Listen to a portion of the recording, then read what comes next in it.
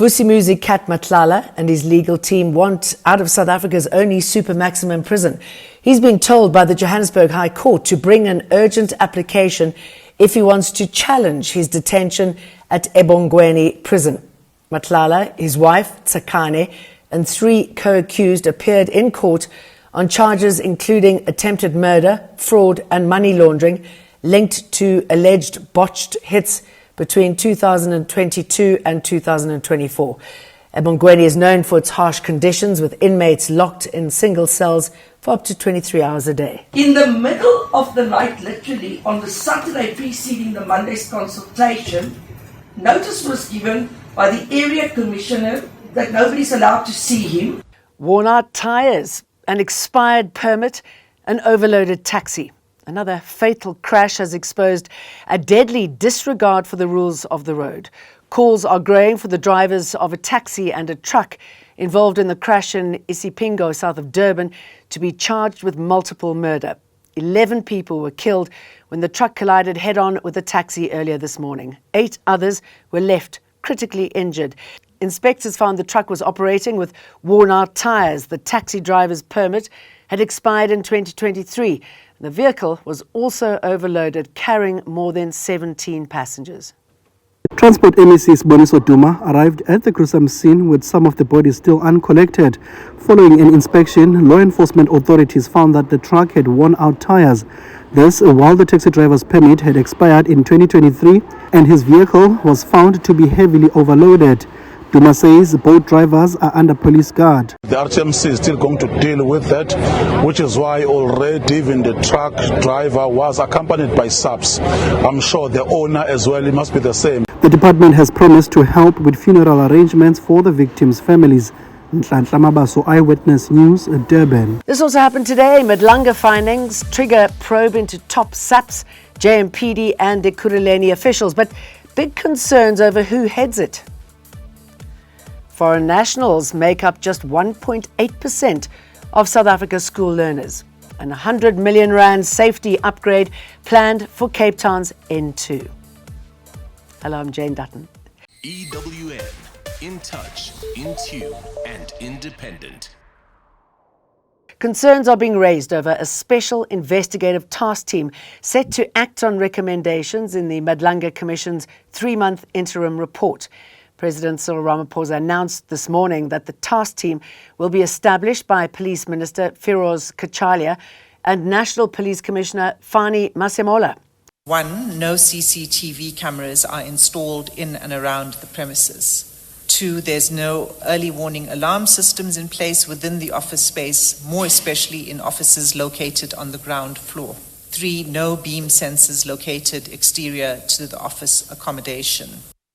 The former head of finance in the police's crime intelligence unit, Tiani Shlongwane, has told Parliament he was targeted by former Police Minister Becky Cele after refusing to approve the purchase of a cell phone grabber for the ANC's Nasrec conference. Shlongwane has been giving oral evidence before Parliament's ad hoc committee investigating police corruption.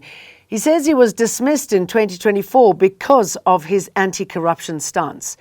Shlongwane is a chartered accountant and told MPs corruption and cronyism are widespread within the police. What I can say is that cronyism is embedded in the police. It happened even with General Stole. When he got there, the first people that he appointed as Deputy National Commissioners, the very first people that he appointed as a National Commissioner are 2 Deputy National Commissioners who were his very close allies, you see.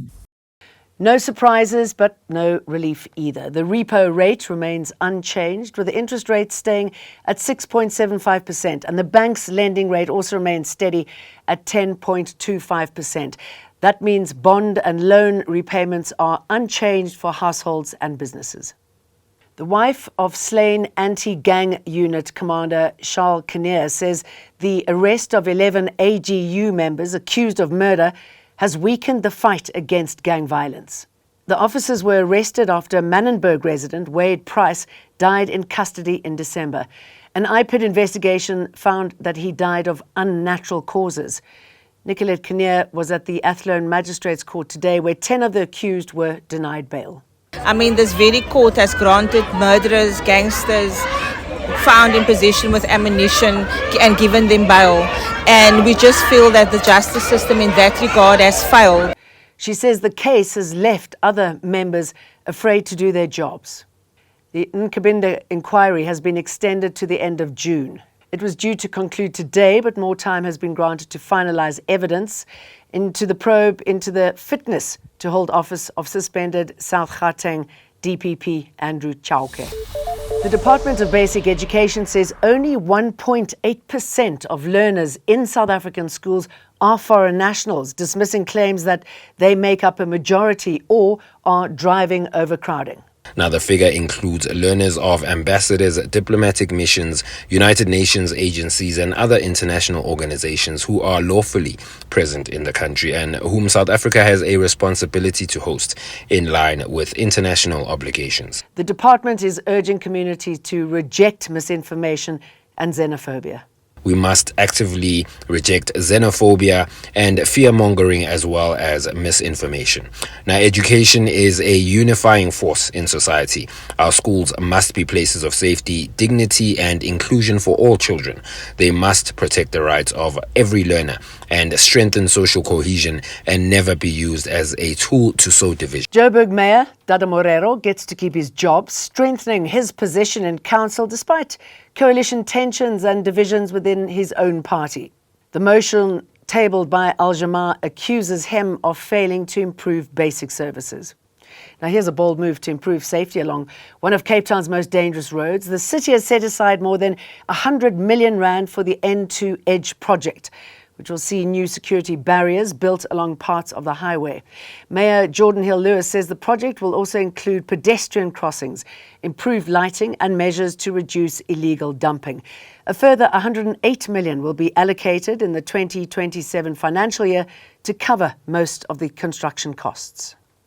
The N2 Edge project will improve safety alongside the city's beefed-up highway patrol unit, with 45 new Metro cops deployed to the N2 late last year, backed by CCTV cameras and other safety technology.